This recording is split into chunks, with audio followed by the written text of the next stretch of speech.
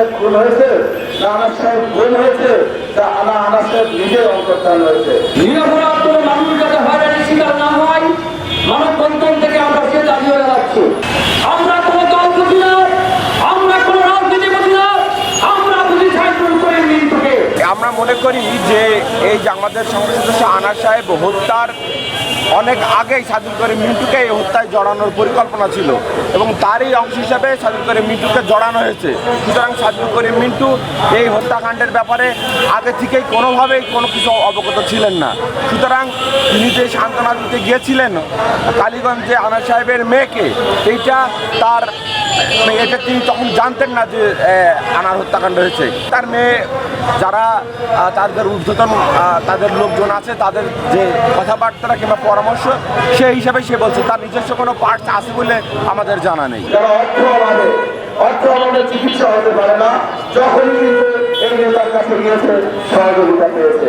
আজকে আপনারা দেখবেন যে করোনাকালীন যে সকল তথ্য আছে, করোনার যে দুর্বিষহ অতিমারী করোনার যে সময়টা গিয়েছে, সেই সময়টায় আপনারা কিন্তু ফেসবুক সহ বিভিন্ন নিউজ এবং সাধারণ মানুষের খোঁজ নেবেন, নিয়ে দেখবেন কে মাঠে ছিল, কে মানুষের দ্বারে দ্বারে পৌঁছিয়েছে, কে মানুষের সহযোগিতা দিয়েছে। আজকে কিন্তু ছাত্র জীবন থেকে কষ্ট করে এই নেতা কিন্তু পর্যন্ত এসেছে। তাই আমি বলতে চাই, আমারও বলছি আমরা বিশ্বাস করি না তার দ্বারা এটা হতে পারে।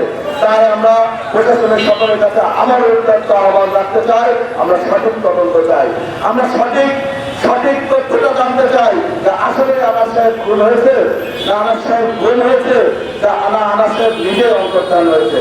আসলে এটা জানার অধিকার বাংলাদেশের মানুষের আছে এবং আমাদের ঝিনাইদহের মানুষের আছে। নিরপরাধ কোনো মানুষ যাতে হয়রানির শিকার না হয়, মানববন্ধন থেকে আমরা সে দাবি হয়ে যাচ্ছি। একই সাথে আমরা আইন শৃঙ্খলা রক্ষাকারী বাহিনীর প্রতি উদাত্ত আহ্বান জানাচ্ছি, অনুরোধ জানাচ্ছি, এই হত্যাকাণ্ডের মূল রহস্য উদ্ঘাটন করে খুঁজে বের করে দৃষ্টান্তমূলক শাস্তি দেওয়া হোক। পাশাপাশি আমরা